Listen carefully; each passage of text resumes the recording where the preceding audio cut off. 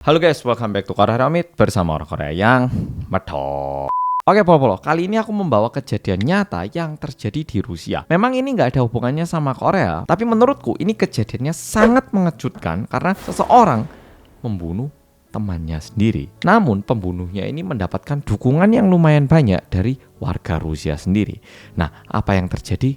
Langsung kita mulai. Dan sebelum aku memulai video kali ini, aku pengen menyampaikan bahwa karena ini namanya adalah nama Rusia, jujur aku lumayan susah untuk membaca dengan tepat. Jadi kalau misalnya pembacaannya kurang tepat, mohon dimaklumin. Tokoh yang mau kita kenal adalah dua orang ini, fotonya tak tunjukkan di sebelah sini. Yang satu bernama Vyacheslav, yang satu bernama Oleg. Vyacheslav ini bekerja di sebuah pabrik dan berusia 34 tahun. Sedangkan yang Oleg ini berusia 32 tahun. Dan dua orang ini merupakan teman dekat yang udah kenal selama 5 tahun. Pokoknya teman dekat lah. Melebihi dari teman, mereka ini juga sudah saling kenal sama keluarganya.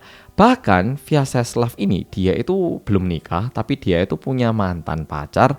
Dan kebetulan sama mantan pacarnya ini mereka punya anak.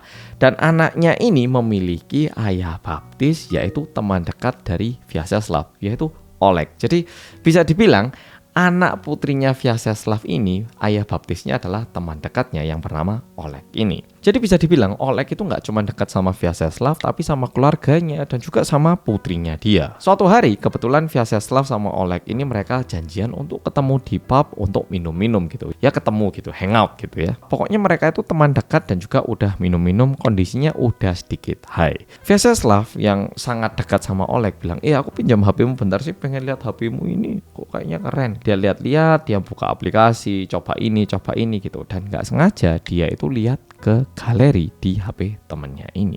Waktu dia lihat, tiba-tiba dia itu bisa melihat satu icon ataupun gambar kecil yang kesannya itu agak kayak familiar. Dan tiba-tiba firasatnya itu nggak enak gitu. Dia coba klik dan dia play. Karena itu merupakan sebuah file video gitu ya.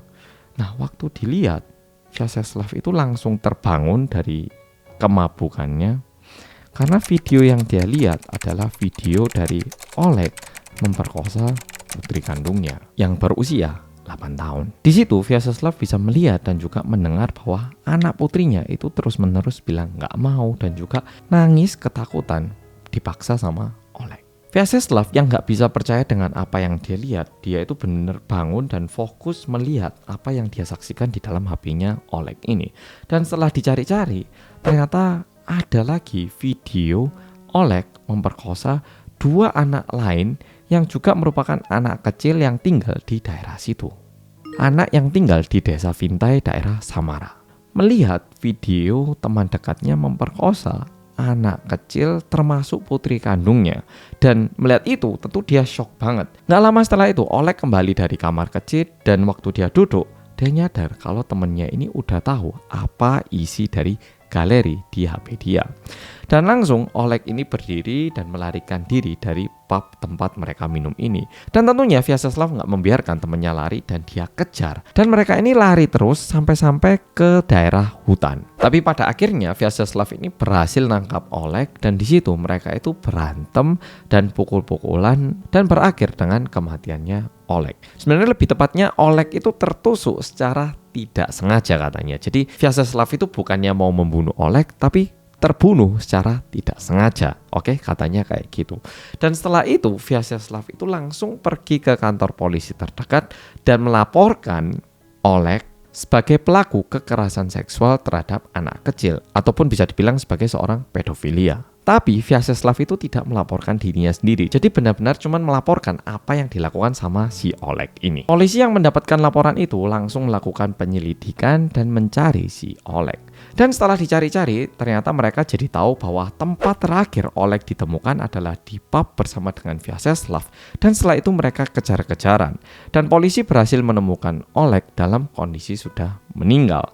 Dan tentunya karena Vyacheslav ini adalah orang terakhir yang ketemu dengan Oleg, Vyacheslav ini juga diperiksa sama kepolisian. Vyacheslav yang akhirnya mulai diinterogasi sama polisi, dia itu menjawab pertanyaan yang ditanyain sama polisi dengan sejujur-jujurnya. Apa yang terjadi? Kenapa kok Anda bunuh teman Anda sendiri? Pak polisi, sebenarnya waktu itu kita lagi minum-minum, Pak.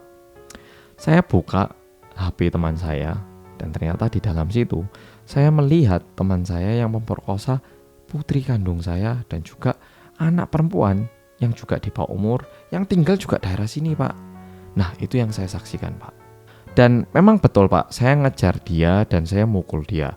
Tapi saya nggak ada maksud untuk membunuh si Oleg ini, Pak. Tapi sungguhan, kematiannya dia ini terjadi secara tidak sengaja, Pak. Jadi Oleg itu dia kesandung dan nggak sengaja tertusuk dengan pisau lipat yang saya bawa, Pak. Tapi bukan kayak saya itu ada keinginan bunuh dia gitu. Nggak, Pak, itu sama sekali tidak. Bersamaan dengan itu, polisi juga ngecek isi HP dari HP-nya Oleg ini. Dan ternyata betul ditemukan lumayan banyak video-video yang disampaikan sama si Vyacheslav di dalam HP-nya Oleg ini. Di situ terlihat Oleg melakukan kekerasan seksual kepada putrinya Vyacheslav yang berusia 8 tahun waktu itu. Dan juga ditemukan 2 anak perempuan lain yang berusia 6 tahun dan juga 11 tahun pada waktu itu. Jadi korbannya 3 orang, usia 11 tahun, 8 tahun, dan 6 tahun.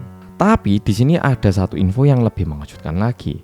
Tindakan yang dilakukan sama Oleg ini udah terjadi selama 5 tahun terakhir. Artinya korban yang berusia 11, 8, dan 6 ini udah mulai diperkosa ataupun mengalami kekerasan seksual mulai usia 1 tahun, 3 tahun, dan 6 tahun.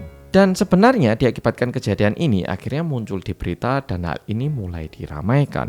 Tapi yang lebih mengejutkan adalah baik mantan pacarnya Vyacheslav dan juga kedua orang tua dari korban yang usia 6 tahun dan juga 11 tahun. Mereka itu sama sekali nggak nyadar kalau putrinya itu merupakan korban kekerasan seksual dari cowok bernama Oleg. Melihat ini, polisi yang awalnya itu menahan Vyacheslav di kantor polisi mengubah statusnya untuk memulangkan dia ke rumah, tapi tetap harus ditahan di dalam rumahnya selama 2 bulan. Jadi paling nggak diberi kebebasan dengan cara dipulangkan ke rumahnya sendiri meskipun nggak boleh keluar-keluar. Dan hal ini sebenarnya lumayan didukung sama warga Rusia.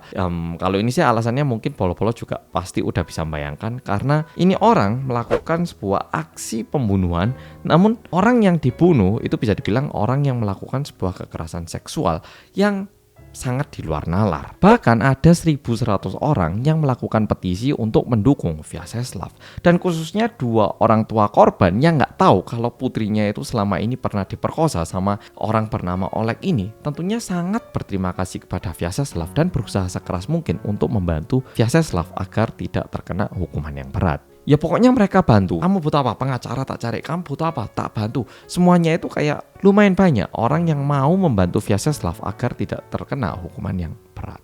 Udah gitu, di sini mantan pacarnya yang melahirkan putri dari Vyacheslav ini juga bilang bahwa ini loh yang aku dengar dari mantan pacarku.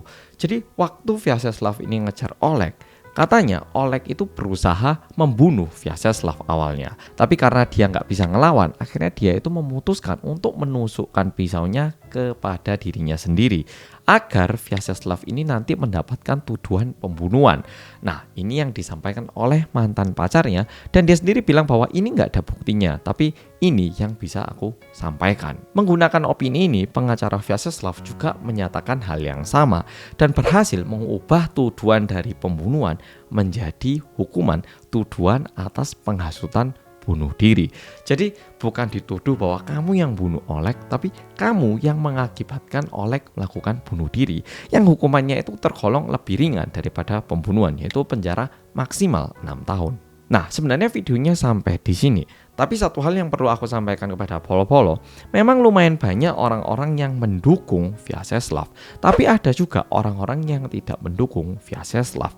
Nah, di sini bukannya aku mau bilang siapa yang benar, siapa yang salah, tapi memang hukum itu dibuat agar kita itu tetap menjadi manusia ya toh. Kalau misalnya kita itu mengizinkan seseorang untuk balas dendam, nantinya kita semua itu bakal celaka. Ini balas dendam diizinkan, nanti ini keluarga nggak terima, balas dendam lagi, balas dendam lagi, balas dendam lagi. Jadi tentunya menghukum seseorang tanpa jalur hukum itu adalah cara yang salah. Tapi orang-orang bisa merasakan apa yang dilakukan sama Oleg itu begitu salah dan juga bisa memahami kenapa Vyacheslav itu begitu marah karena korbannya adalah putri kandungnya sendiri. Dan aku rasa lumayan banyak orang-orang itu bisa berempati dengan apa yang dirasakan sama Vyacheslav sehingga mereka sendiri itu bukannya bilang kalau Vyacheslav benar, tapi hukumannya kita ringankan yuk, kayak gitu. Nah, Polo-Polo, jadi video kali ini sampai di sini. Kalau menurut Polo-Polo gimana? Seseorang yang nggak sengaja ataupun sengaja membunuh seorang pedofilia. Kalau Polo-Polo bakal gimana? Tuliskan di komen. Aku pengen tahu opini Polo-Polo. Makasih udah nonton dan sampai jumpa di video